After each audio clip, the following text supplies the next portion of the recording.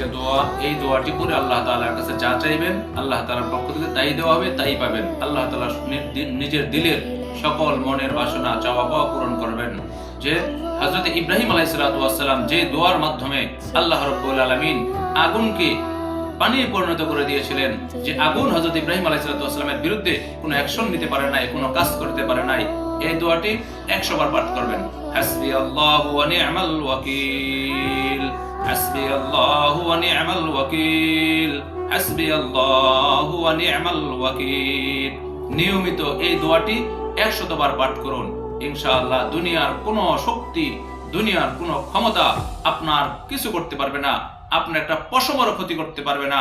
যেমনি ভাবে হযরত ইব্রাহিম আলাইহিস সালাম নমরুদের অগ্নিকুণ্ডের মধ্যে বসে এই দোয়া পাঠ করেছিলেন, নমরুদের অগ্নিকুণ্ড তার আগুন হযরত ইব্রাহিম আলাইহিস সালামের একটি পশমেরও ক্ষতি করতে পারে নাই। এই জন্য ভাইয়েরা, এই দোয়াটি নিয়মিত 100 বার পাঠ করুন। আল্লাহ রাব্বুল আলামিন আমাদেরকে এই দোয়াটি নিয়মিত 100 বার করে পাঠ করার তৌফিক দান করুন।